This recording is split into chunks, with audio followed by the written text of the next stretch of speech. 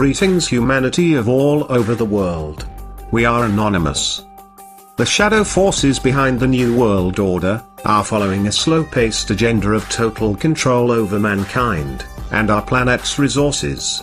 David Icke coined it the totalitarian tiptoe, because they are making very small steps towards our complete and definitive enslavement. As a result, the masses remain relatively unaware of the fact that their liberties are being gradually taken away, while the power of the New World Order octopus grows steadily. Somewhere near the very top of the pyramid, an extremely elitist organization known as the Council of the 13 Families orchestrates all of the major world events. As the name suggests, the council consists of the top 13 most influential families on Earth. An increasingly number of people is becoming aware that 99% of the Earth's population is controlled by an elite of 1%, but the Council of the 13 Families consists of less than 1% of the 1% elite, and nobody on Earth can apply for membership.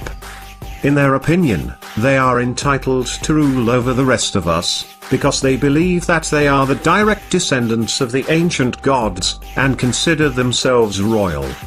These families are 1. Rothschild, Bauer, or Bauer. 2.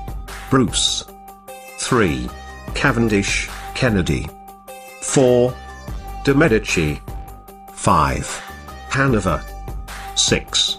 Habsburg. 7. Krupp. 8.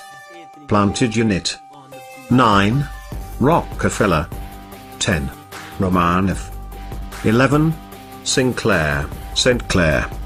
12. Warburg, Del Banco. 13. Windsor, Saxe-Coburg-Gotha. Personally, I suspect that this may not be the complete list, and some very powerful lineages are still unknown to us. The Rothschild dynasty is unquestionably the most powerful, visible, bloodline on Earth, and their estimated wealth is around $500 trillion. They exercise their power through the world banking empire, which is almost entirely owned by them. The most important institutions that work hard to establish the New World Order and completely enslave our species are 1. The City of London, finance, controlled by the Rothschilds. Not part of the United Kingdom. 2. The United States Federal Reserve, finance, private bank, owned by the Rothschilds. Not part of the United States. 3. The Vatican City, indoctrination, deception and scare tactics. Not part of Italy. 4. Washington, D.C., military, mind programming, brainwashing and depopulation. Not part of the United States. All of the above institutions function as individual states, operating under their own laws, hence, there is no court of law on Earth that could ever prosecute them. The multitude of secret societies in existence today operate as branches of a mega corporation, which is owned by the Council of the 13 Families. Even though they have been handsomely rewarded for their work, the members of these secret societies are not members of the elite bloodlines, they don't know who their masters are, and they have no idea what the real agenda is. Another mass enslavement tool that they are using against us is the so-called educational system. Schools are no longer what they used to be, and children are learning to memorize without thinking, and obey without questioning. In fact, this established educational system is extremely expensive to keep operational, and obsolete in the age of the internet. Why obsolete? You may ask. Because the internet gives us free access to almost infinite amounts of information. So why are we still paying huge amounts of money for governmental education? Because the world's elite require that our children learn conformity and inside-the-box thinking.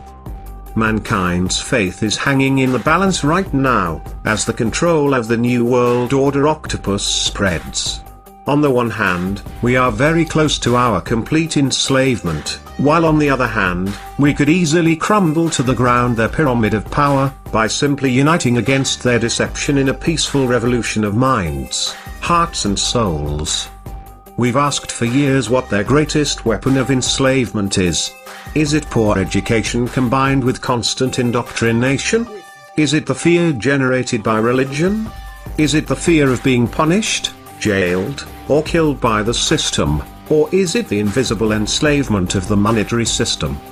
In our opinion, all of the above combined had a huge impact on our society and the way we think, but their biggest weapon is hands down the financial system. The financial system has stealthily enslaved our species, and now we are being used as currency slaves. We all work from 9 to 5 every day, in boring and depressing environments, not stimulated by anything creative or constructive. In most cases, the sole motivation for going to work is the next paycheck, and no matter how hard we work, we never seem to have enough money. Have you ever wondered why megacorporations reaping billions a year in profits pay dozens of millions to their CEOs, and as close as possible to the minimum wage to the rest of the employees? This has been carefully designed, because a person that is constantly on the edge will never have time for self-education, introspection, and eventually, spiritual awakening. Isn't this our main purpose on Earth? To become spiritual beings, and by spiritual, we obviously don't mean religious, and complete the incarnation cycle. They don't need educated people, who are capable of critical thinking and have spiritual goals. No, this kind of people are dangerous to the establishment. They want obedient robots, just intelligent enough to operate the machines and keep the system running, but stupid enough never to ask questions. All of the world's biggest problems have their roots deeply embedded in the financial plague. Wars are profitable, diseases are profitable, Earth's plundering is profitable, human slavery and inhumane working conditions are profitable. Our leaders have been corrupted by money, and mankind's collective mission on Earth has been hijacked by money. So why do we need the financial system in the first place? Actually, we don't need it, at least, not anymore. The planet doesn't charge us a cent for using its natural resources, and we have the technology to extract them without physically working a day. More to the point, there are brilliant minds out there, discussing the concept of a resource-based economy for decades. One example is Mr. Jack Fresco, a brilliant industrial designer and social engineer, who spent most of his life designing the future. The cities proposed by Mr. Jack Fresco will be built by autonomous construction robots and will be eco-friendly and self-sustainable, earthquake and fireproof. Other people are already discussing the transition plan towards the economy of the future, where money are no longer required, and all individuals will be offered the best conditions to reach their highest potentials, all for the benefit of our species as a whole. So, our question is, are we ready to embrace the future and escape the control of the elite in a world without money? Or are we going to allow the New World Order plan to happen? We are all anonymous by default. United as one. Divided by none. To the rich, greedy, filthy slave creators. You will be removed. Expect that.